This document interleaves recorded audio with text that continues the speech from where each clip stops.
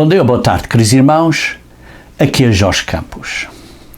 A festa dos tabernáculos é sempre um período de grande desejo, de alegria, de uma pessoa estar animada, de ter uma grande expectativa. Todos nós, principalmente aqueles que observaram a festa previamente na Igreja de Deus, têm um grande desejo e animação e expectativa esperando pela festa de novo. Ora, vejamos então hoje um bocadinho mais acerca do significado do plano de Deus e dos dias santos, particularmente dos dias santos do quarto mês. Ora, uma das razões porque Cristo veio à primeira vez, à sua primeira vinda, foi para pregar o Evangelho do Reino de Deus. Isso lemos em Lucas capítulo 4, versículo 43, que ele disse: é necessário que eu anuncie o Evangelho do Reino de Deus. Também a outras cidades. Pois para isso é que fui enviado, está claro, pelo Pai. Jesus Cristo foi enviado como um mensageiro para nos dar uma mensagem do Reino de Deus. Mas porquê? Porque a sua primeira vinda abriu as portas para o Reino de Deus ser possível para os seres humanos. Previamente era uma promessa, sim, mas agora, com a vinda de Cristo, com o Verbo se tornando carne, como lemos em João, capítulo 1, versículo 14, e como Ele, então, morrendo por nós, fez isso possível. Fez isso possível. E por isso nós é que temos que pregar a boa nova do Reino de Deus, como lemos em Mateus 24, 14, pois essa é parte da nossa responsabilidade. A situação é a seguinte, irmãos. Hoje em dia, a boa nova do Reino de Deus não é pregada pela maioria dos cristãos. Simplesmente não é pregada. Porquê? Porque hoje em dia estão a pregar uma mensagem pervertida. Uma mensagem pervertida acerca de Cristo. Sim, Paulo pregou acerca de Cristo, mas não pregou uma mensagem pervertida. Lemos em Atos, capítulo 28, ao fim da epístola dos Atos dos discípulos, em Atos 28, no versículo 30 e 31, diz: por 2 anos permaneceu Paulo na sua própria casa, que alugara, isso era em Roma, onde recebia todos os que o procuravam, pregando o reino de Deus. Paulo pregou a boa nova do reino de Deus, a mesma mensagem que Jesus Cristo pregou. E com toda a intrepidez, sem impedimento algum, ensinava as coisas referentes ao Senhor Jesus Cristo. Sim, parte do Evangelho da boa nova do reino de Deus inclui as coisas referentes a Jesus Cristo, que é o Rei dos Reis, que vai reinar no reino de Deus. Mas essa mensagem acerca de Cristo não pode ser pervertida. Porque o que muitas pessoas não enfatizam hoje em dia é que as pessoas têm que se arrepender e mudar do velho homem para o novo homem, e isto é, têm que se arrepender de quebrar as leis de Deus, que são 10 leis, e que incluem o sábado, e como Tiago diz, se quebrares uma lei, por exemplo, o sábado, é como se tivesses quebrado as outras todas. E aí o que se passava é que as pessoas começaram a perverter a mensagem. Primeiro, começaram a perverter a mensagem acerca de quem era Cristo. Vejamos em Gálatas, capítulo 1, versículo 6 a 9. Diz assim: admira-me, Paulo disse aos Gálatas, que estáis passando tão depressa daquele que vos chamou na graça de Cristo. Estás desviando daquele que vos chamou na graça de Cristo. Estás desviando de Deus. Porque Ele vos chamou pela graça de Cristo para outro evangelho. Porquê? Porque estão a distorcer, estão a perverter a boa nova de Cristo, que é a graça da misericórdia dele, dizendo que, uma vez salvos, são sempre salvos. Tudo o que você precisa fazer é aceitar a Cristo. Isso é errado, irmãos. Sim, Deus aceita-nos como estamos, mas não nos aceita para ficarmos como estamos. Temos que mudar. Temos que nos arrepender e ser pessoas diferentes. Por isso Deus nos chama inicialmente como estamos, mas quer que nós nos arrependamos e que sejamos convertidos do velho homem para o novo homem, que começamos a obedecer, a fazer a vontade do Pai.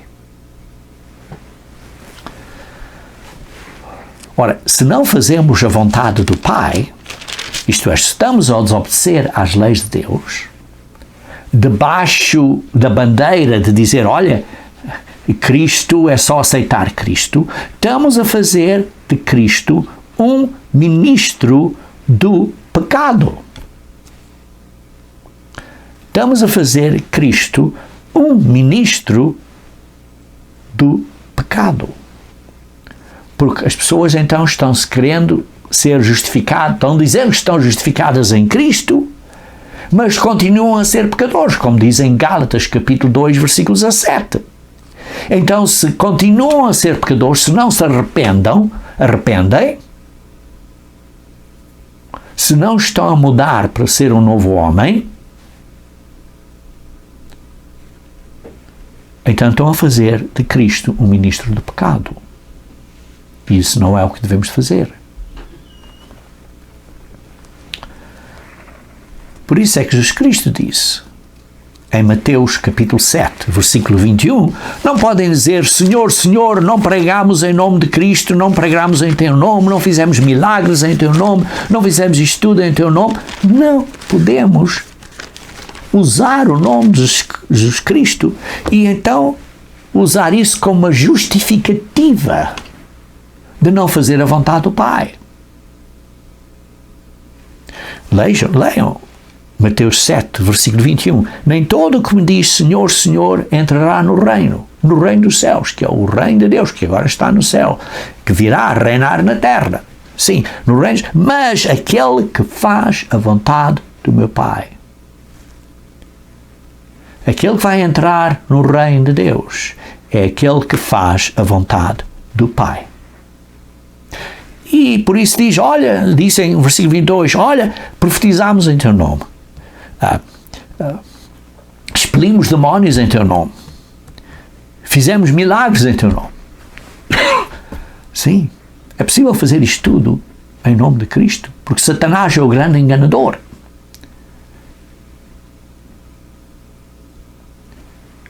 Mas o verdadeiro fruto, o verdadeiro indicativo, o verdadeiro sinal que uma pessoa é de Deus é fazer a vontade do Pai, é obedecer às leis de Deus, que inclui o sábado. E por isso Jesus Cristo disse explicitamente, nunca vos conheci, apartai-vos de mim, os que praticais a iniquidade, isto é, os que não fazem a vontade do Pai.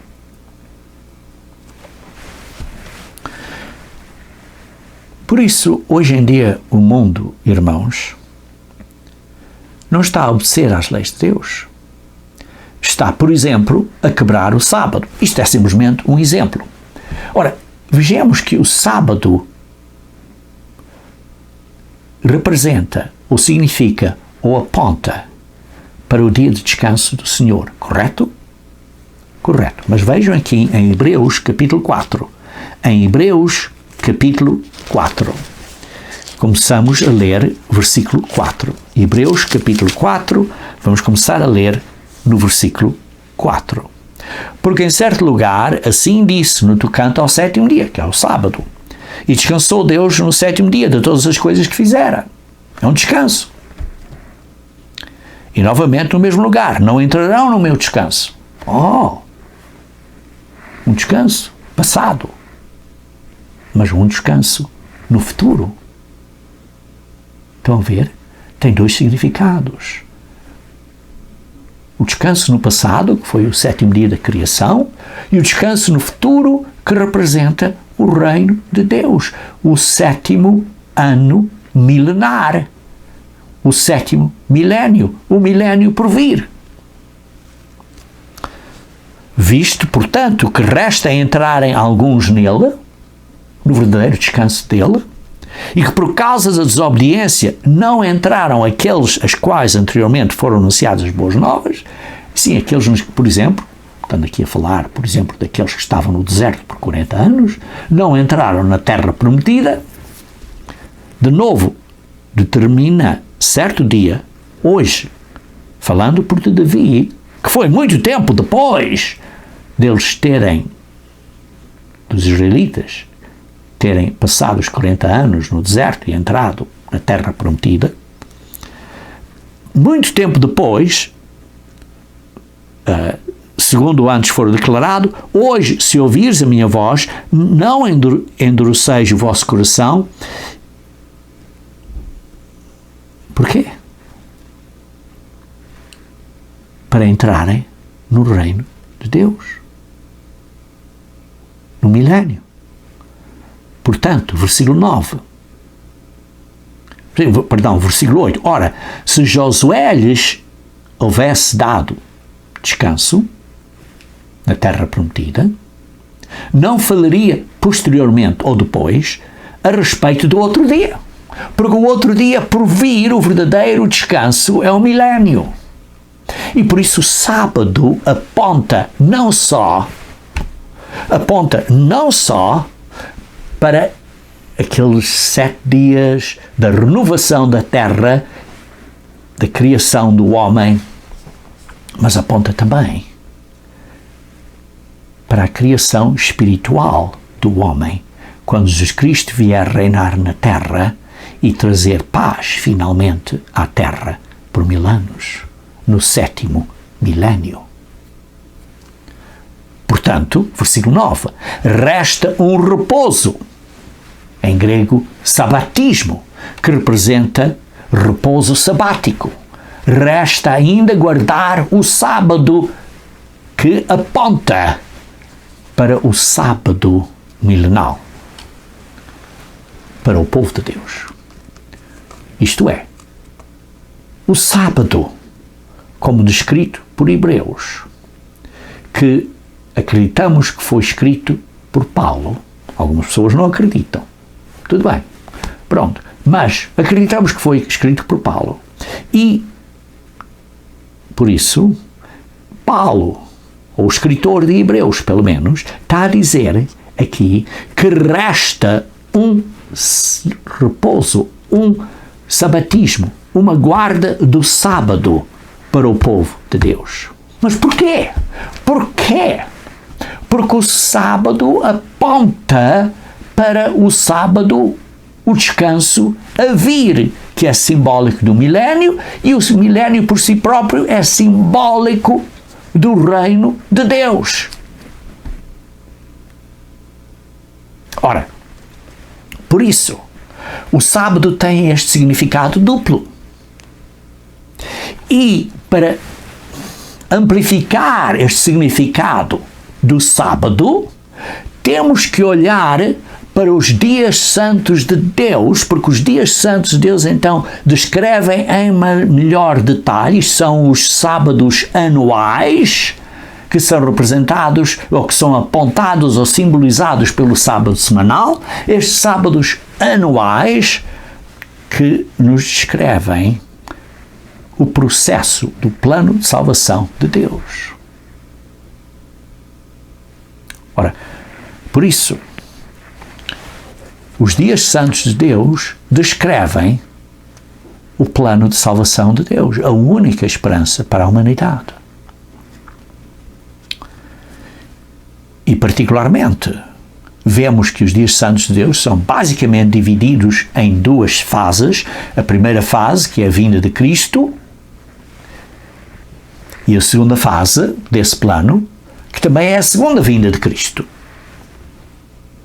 São duas partes. A primeira vinda de Cristo e a segunda vinda de Cristo. A primeira vinda de Cristo, o que é que temos?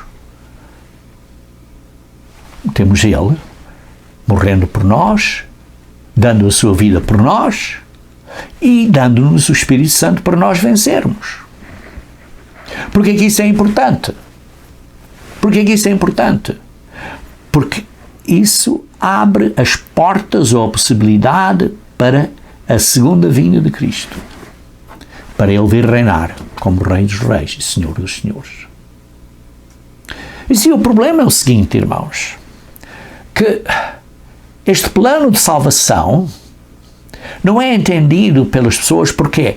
Porque é como, por exemplo, ir ver um filme,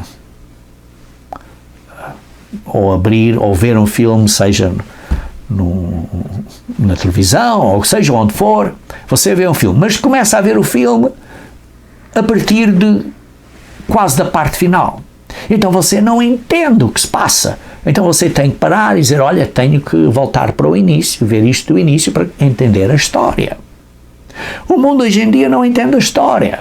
Porquê? Porque o mundo não entende, porque só está a ver assim uma parte do que está a acontecer hoje em dia, um período breve. Mas muitas coisas foram antecedentes que aconteceram anteriormente. Então o que aconteceu anteriormente? Bem, vemos que em João capítulo 1, versículo 1, João capítulo 1, versículo 1, João capítulo 1, versículo 1,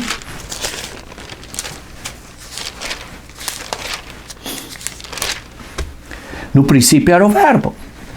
Quer dizer que no princípio o Verbo já existia. Ora, vemos no versículo 14 que o Verbo se fez carne. Por isso, o Verbo é aquele que veio a ser Jesus Cristo e ele já existia no princípio. No princípio era o Verbo, ele já existia. E o Verbo estava com o Pai, com Deus. E o Verbo era do género de seres da qualidade Deus. Era o Pai e o que agora é o Filho. O Deus e o Verbo eram do mesmo género. Era Deus. E, por isso, o Verbo estava no início com o Deus. Eram eternos, estavam juntos e tudo o que foi feito por intermédio de Jesus Cristo. Foi feito por intermédio de Jesus Cristo. E sem Ele, sem Jesus Cristo, nada do que foi feito se fez. O Pai delegou a responsabilidade de criar tudo a Jesus Cristo, por Jesus Cristo. Então, vemos aqui que decidiram o quê? Decidiram expandir, amplificar o reino de Deus. Porque nesse momento o reino de Deus só era dois seres. O Deus e o Verbo. Então decidiram expandir, amplificar. E decidiram fazer isso através de um processo que era criar uma família e crescer essa família. E para isso necessitou que criar seres humanos, criar uma família, criar os seres humanos com livre-arbítrio, com a possibilidade de fazerem coisas erradas, a possibilidade de pecarem, mas a necessidade de haver uma retenção. E também foi com a promessa que o Pai ia dar aos seres humanos a própria essência de Deus, o próprio poder de Deus, a própria característica de Deus, a mente de Deus, o poder de Deus, a essência de Deus, o que Deus é, o DNA de Deus, para podermos ser realmente filhos de Deus, realmente uma família de Deus. Então, para isso, é que foi necessário que Jesus Cristo criasse tudo e viesse para a Terra e redimisse e morresse por nós para nos comprar de volta do pecado, porque sendo seres com livre-arbítrio, mais cedo ou mais tarde pecaríamos, e o salário do pecado é a morte. Vemos por isso que isso se tornou um mistério, porque as pessoas e os anjos não entendiam inicialmente, foram entendendo devagarinho. Vejam aqui em Efésios capítulo 3, versículo 3 a 6. Pois segundo uma revelação me foi dado a conhecer um mistério, conforme escrevi há pouco, uma revelação que ele recebeu a revelação por próprio Jesus Cristo. Vemos em outros pontos que foi Jesus Cristo que literalmente, diretamente ensinou isto a Paulo. E conforme escrevi há pouco, resumidamente, pelo que quando ledes, depois podeis compreender o meu discernimento do mistério de Cristo, o qual em outras gerações não foi dado a conhecer aos filhos dos homens. Este mistério não foi dado a conhecer à humanidade. Como agora.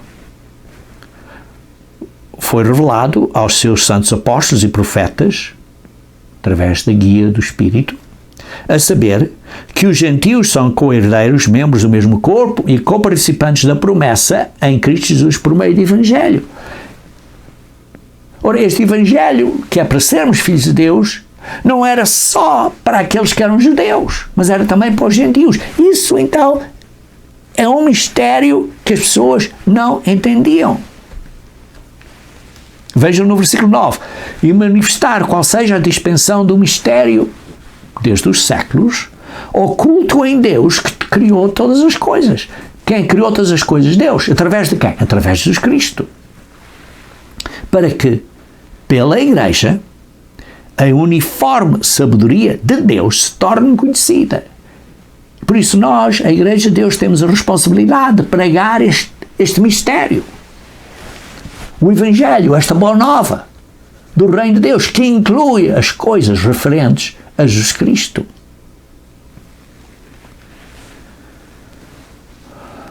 Se torna conhecida agora dos principados e potestades nos lugares celestiais. Quer dizer, está a ser conhecida agora acerca destes grandes poderes que vamos ter, segundo o eterno propósito que estabeleceu em Cristo Jesus Nosso Senhor. Queridos irmãos, isto tudo foi planejado. Tudo foi planejado desde o início. E por isso é que lemos em Apocalipse 13, versículo 8, que Jesus Cristo foi sacrificado desde a fundação do mundo. Porque quando eles planejaram isto, viram que havia a necessidade de um sofrimento da morte de Cristo. E por isso eles decidiram o quê? Criar mais seres no reino de Deus. Para fazerem isso, decidiram usar o processo de começar uma família. A família de Deus. Uma família real no reino de Deus.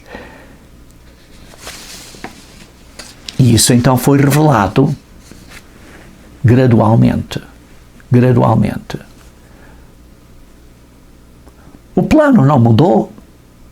Simplesmente Deus tem revelado, tem dado conhecimento acerca disto gradualmente. Vejam em 1 Pedro capítulo 1. 1 Pedro capítulo 1, versículo 12. 1 Pedro capítulo 1, versículo 12.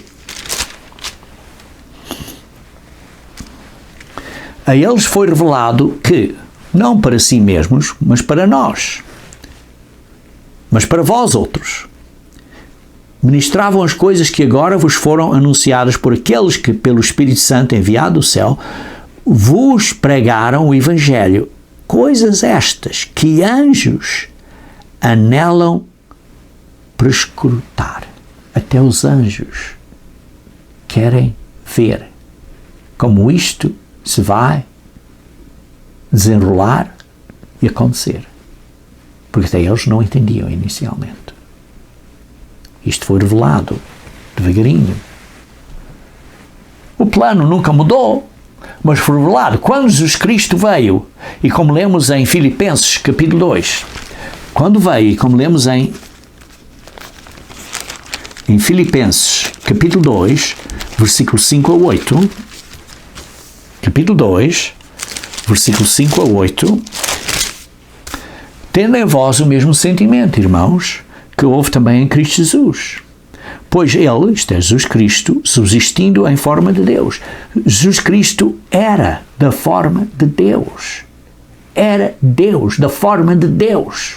Não era o Deus, era o Verbo, mas era da forma de Deus. Ele era Deus. Não julgou como usurpação ser igual a Deus. Não considerou isso como um roubo de identidade. Isso não era uma usurpação. Não era um estelionato, não era uma falsidade ideológica. Antes, a si mesmo se esvaziou, assumindo a forma de servo, tornando-se em semelhança de homens e reconhecido em figura humana, a si mesmo se humilhou, tornando-se obediente até à morte. O próprio Criador, o próprio Verbo, aquele por quem o Pai criou tudo, se humilhou, se tornou carne e morreu por nós. Por isso é que diz no versículo 5, tendo vós o mesmo sentimento de humildade. De humildade. Queridos irmãos, por isso, as festas da primeira fase, digamos assim, da Páscoa, dos dias Pães Asmos, do dia de Pentecostes, que é o recebimento do Espírito Santo para nos ajudar, esta é a promessa do Pai, para nos ajudar a vender as fraquezas da carne, são muito importantes. Mas agora temos que vencer as fraquezas da carne até ao fim. E ao fim é a segunda vinda de Cristo, que é simbolizado pelo dia das trombetas. Vejam em Apocalipse capítulo 10. Apocalipse capítulo 10. Apocalipse capítulo 10, versículo 7. Mas nos dias da voz do sétimo anjo, o último anjo, a última trombeta dessas 7 trombetas do Apocalipse. Não estou a falar de várias trombetas durante os vários dias santos. Estou a falar aqui das 7 trombetas de Apocalipse. A última trombeta. Quando ele estiver para tocar a trombeta, cumprir-se-á então o mistério de Deus. O mistério de Deus será realizado, será completado, segundo ele anunciou aos seus servos, os profetas. Queridos irmãos, o mistério de Deus vai ser revelado. A última trombeta, que simboliza a primeira ressurreição. Vejam em 1 Tessalonicenses, capítulo 4, versículo 16. 1 Tessalonicenses, capítulo 4, versículo 16. 1 Tessalonicenses, capítulo 4, versículo 16.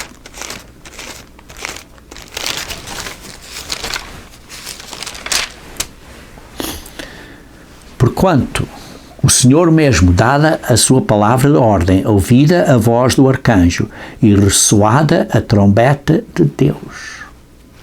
Ressoada a trombeta de Deus. Descerá dos céus e os mortos em Cristo ressuscitarão primeiro. É esta trombeta de Deus. Qual é esta trombeta? Qual é esta trombeta? Então lemos em 1 Coríntios capítulo 15, que é a última trombeta. Vejamos em 1 Coríntios capítulo 15. 1 Coríntios capítulo 15. Versículo 53. Perdão, versículo 52. No momento, ao abrir e fechar os olhos, ao ressoar da última trombeta. A trombeta ressoará, os mortos ressuscitarão incorruptíveis e nós seremos transformados. Então vemos, irmãos, Cristo sim ressuscitou primeiro. Ele é as primícias, como lemos no versículo 23. Mas depois os que são de Cristo, à sua vinda. Quando é a sua vinda? A segunda vinda. Quando é a vinda dele? É a última trombeta. É quando eles vão ressuscitar nesta última trombeta. Por isso a última trombeta representa a vinda de Cristo e representa a primeira ressurreição. Estão ligados. Estão ligados. A última trombeta, a vinda de Cristo e a primeira ressurreição estão ligados. O simbolismo do dia das trombetas é a vinda de Cristo e a primeira ressurreição.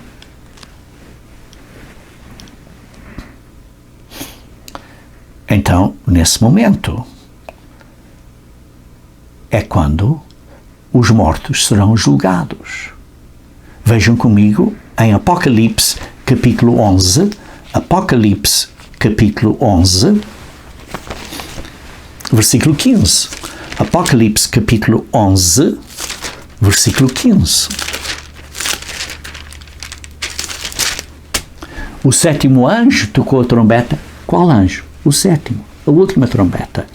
E houve no céu grande vozes dizendo: o reino do mundo se tornou de Nosso Senhor, e o seu Cristo reinará, ele reinará pelos séculos dos séculos. Então a última trombeta é a segunda vinda de Cristo, é a ressurreição, a primeira ressurreição, e é quando Cristo vai reinar, começar a reinar. É o que diz aqui, o mundo se tornou o mundo do Nosso Senhor e do seu Cristo.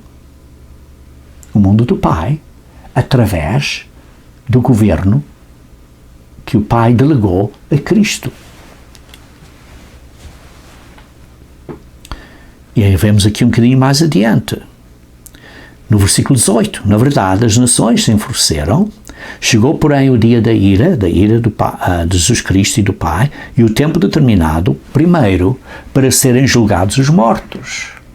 Alguns mortos são julgados para estarem na primeira ressurreição e os outros mortos são julgados para continuarem a dormir por mais 1000 anos.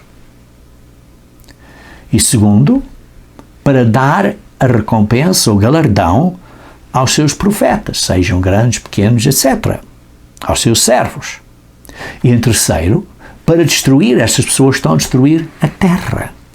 Quando Jesus Cristo vem para reinar, a primeira coisa que faz é ressuscitar os mortos. Esta é a última trombeta. Quando ele toma a posse do governo, a vinda de Cristo, ele ressuscita os que estão em Cristo, como lemos em 1 Coríntios 15, versículo 23. Primeiro os que estão em Cristo. Ele vem então para dar o galardão. Sim, porque a ressuscitação, a vida eterna, é um dom de graça. Mas ele então, adicionalmente, dá um galardão de acordo com as nossas obras. E em terceiro, aqueles que vão resistir contra ele vão ser destruídos. É o que lemos nesta sequência aqui em Apocalipse capítulo 11, versículo 18. Isso é suportado pelos apóstolos, pelos profetas. Veja, por exemplo, Daniel, em capítulo 7. Daniel, capítulo 7. Daniel 7, versículo 13. E eu estava olhando nas minhas visões da noite, e eis que vinha com as nuvens do homem, como o Filho do Homem. É o Filho do Homem que vem. Ora, nesse período, em Daniel 7, o Verbo ainda não era o Filho do Homem. O Verbo só veio a ser o Filho do Homem quando foi gerado no ventre de Maria, várias centenas de anos depois dessa profecia ter sido dada a Daniel. E por isso ele diz, era como o Filho do Homem. Sim, quando ele virá, será o Filho do Homem. Ele agora já é o Filho do Homem, mas nesse momento não era. E por isso então vê-se aí como Filho do Homem e dirigiu-se ao ancião de Deus, dirigiu-se ao Pai e o fizeram chegar até ele. E depois lê no versículo 14, e foi-lhe dado a quem? A Jesus Cristo domínio e glória e o reino, para que os povos, as nações e os homens de todas as línguas o servissem. O seu domínio é domínio eterno e não passará, e o seu reino jamais será destruído. Mas que grande benção isso é! Grande benção isso é! O seu reino jamais será destruído. Veja também no versículo 18. Mas os santos do Altíssimo receberão o reino e o possuirão para todo o sempre, de eternidade em eternidade. Porquê? Porque vão ser ressuscitados ao mesmo tempo. Então vão receber o reino. E vão receber o galardão, como lemos. As várias responsabilidades. Vejamos também isto, também descrito em Apocalipse 19. Em Apocalipse 19, versículo 1, versículo 11. Apocalipse 19, versículo 11.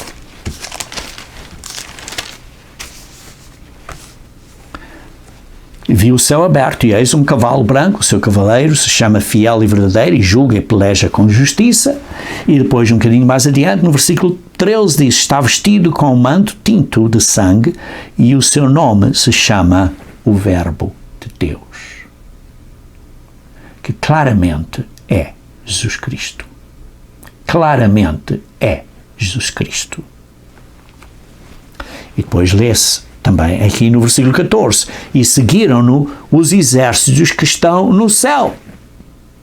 Seguiram-no os exércitos que estão no céu. Vejamos então em 2 Tessalonicenses capítulo 1, 2 Tessalonicenses capítulo 1, 2 Tessalonicenses capítulo 1,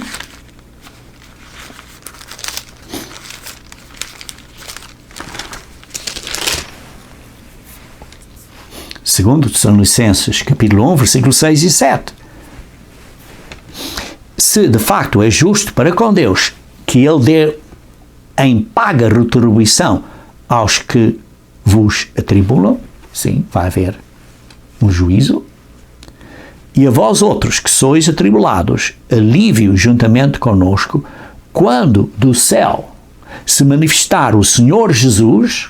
Sim, vimos em Apocalipse 9, que é o Verbo, que é o Senhor Jesus, se manifestar, com os anjos do seu poder. Com os anjos do seu poder. Estes anjos do céu vêm com ele.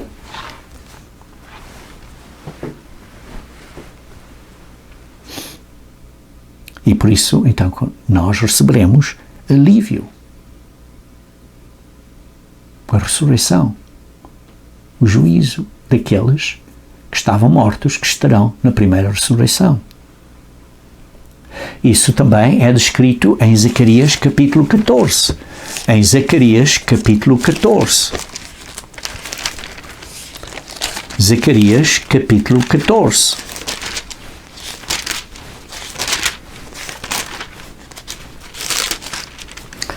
Vejamos no versículo 1.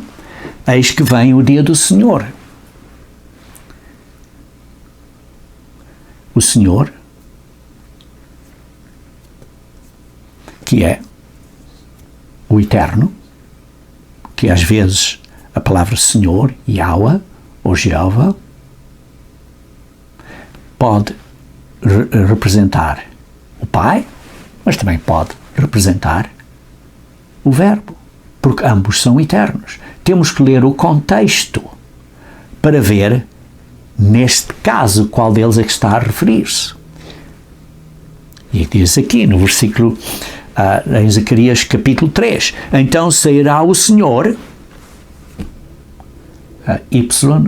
YHWH, Yahweh, Jeová, então sairá o Senhor e pelejará contra estas nações.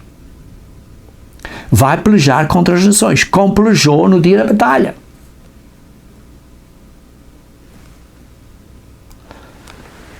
Jesus Cristo vai lutar. E diz assim, no versículo 5, ao fim do versículo 5, então virá o Senhor, meu Deus, e todos os santos com ele. Por isso vemos que os anjos vêm com ele e os santos vêm com ele. Os anjos do céu, os seus anjos do céu vêm com ele e os santos ressuscitados vêm com ele. Provavelmente os anjos estarão ali.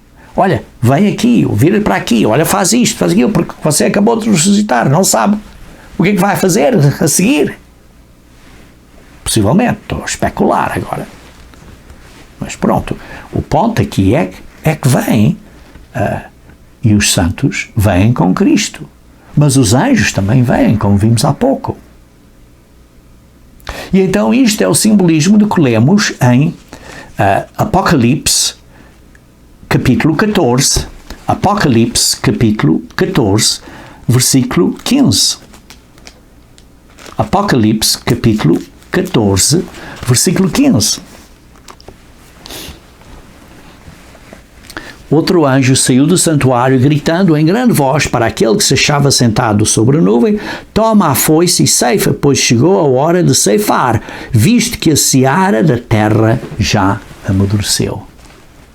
Então, estamos aqui em um período em que a seara da terra está pronta. Porquê? Porque temos os governantes, os reis, os senhores a governarem com Cristo. E então temos uma organização espiritual pronta para ajudar os seres humanos a se arrependerem, e a terra então está pronta para ser ceifada, para o reino de Deus governar na terra e trazer paz à terra.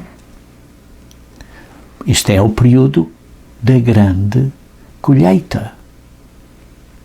Por isso, a segunda vinda de Cristo representa o período da grande colheita de seres humanos, de seres humanos virem a ser seres espirituais. E essa colheita é iniciada com a vinda de Cristo. E a vinda de Cristo, quando Ele vem, à última trombeta, que é o simbolismo de das trombetas, à última trombeta, então, primeiro, são aqueles que viveram e que estão no Senhor, que se demonstraram fiéis até ao fim, chamados, eleitos e fiéis até ao fim. Como lemos então em Apocalipse 14, versículo 4. E diz assim: são estes que não se macularam com mulheres, porque são virgens. São eles os seguidores do Cordeiro, por onde quer que vá, são os que foram redimidos dentre os homens, primícias para Deus e para o Cordeiro. Estes são desta colheita. Quando chega o período desta colheita, estes vão ser os primeiros que vão ressuscitar à vinda de Cristo, e os outros depois serão ressuscitados depois. Estes são os primeiros que foram redimidos. Os primeiros da colheita da humanidade, para virem a ser filhos de Deus, filhos e filhas de Deus no reino de Deus. Este é o grande simbolismo, irmãos, do dia das trombetas. Depois temos Apocalipse capítulo 20. Apocalipse capítulo 20. Então vi descer do céu um anjo, tinha na mão a chave do abismo e uma grande corrente, e ele segurou o dragão, a antiga serpente, que é o diabo, Satanás, e o prendeu por 1000 anos. E lançou-o no abismo, fechou-o e pôs selo sobre ele, para que não mais enganasse as nações, até se completarem os 1000 anos. E depois disso é necessário que ele seja solto pouco tempo. Queridos irmãos, Satanás é posto no abismo por 1000 anos, é imprisionado. Isso é o simbolismo do dia da expiação. E parte desse simbolismo do dia de expiação está descrito em Levítico 25. Levítico 25. Vejamos então Levítico 25. Levítico 25.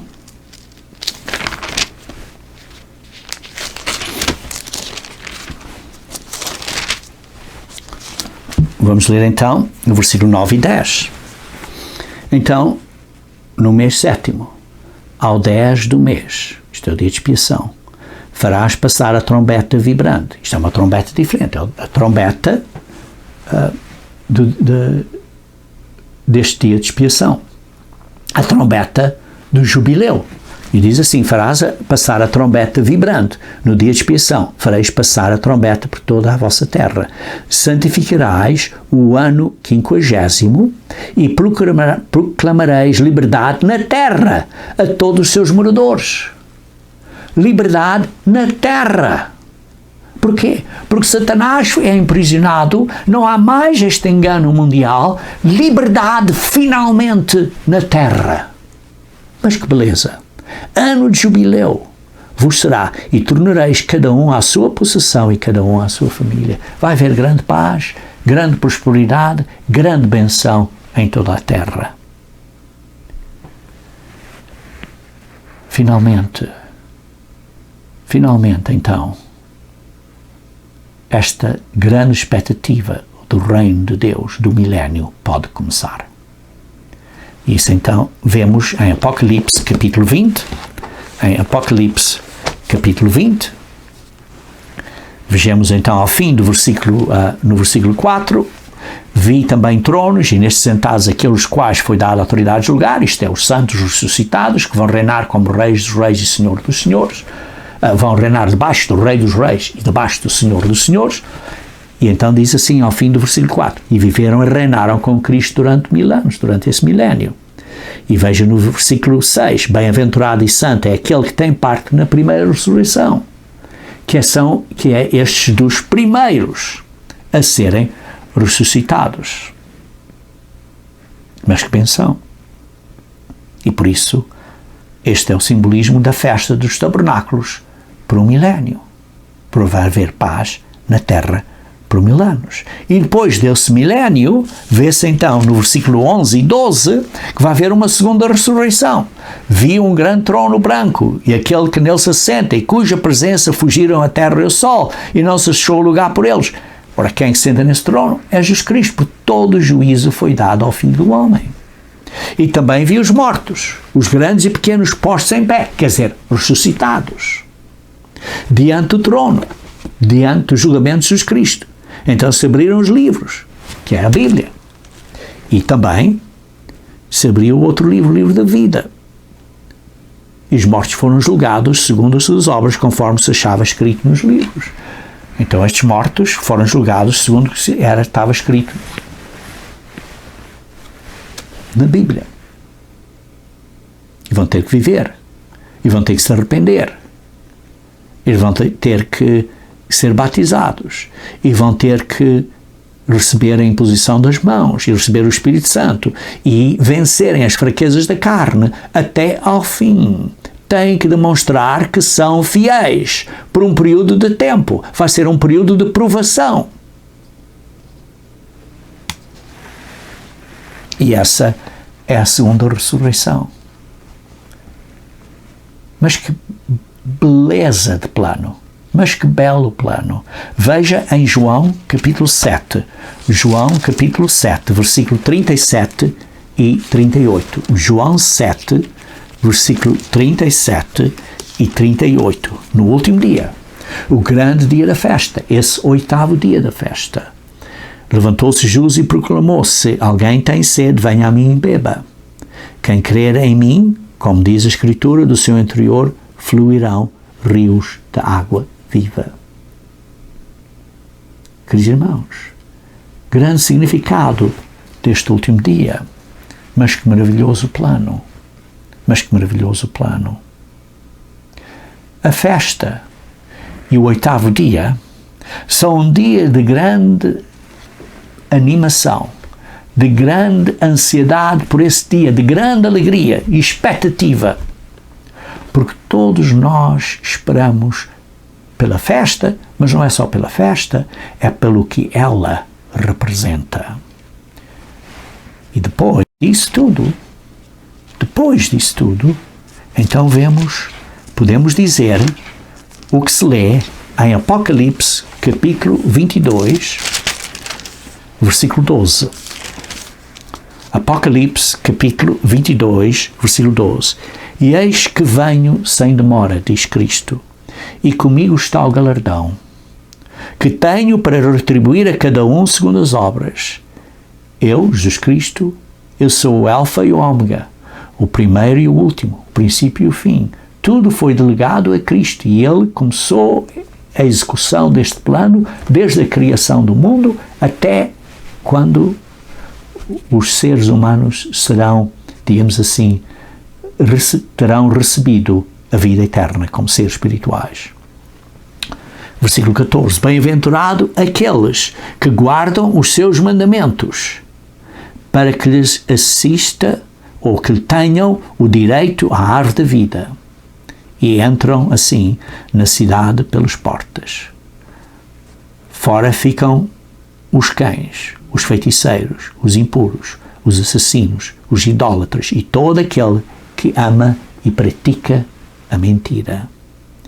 Eu, Jesus Cristo, enviei o meu anjo para vos testificar estas coisas às igrejas.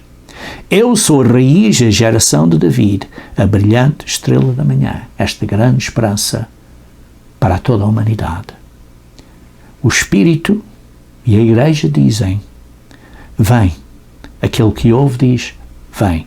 Aquele que tem sede, venha. E quem quiser, receba de graça a água da vida. No versículo 20 diz, aquele que dá testemunho destas coisas diz, certamente venho sem demora. Amém.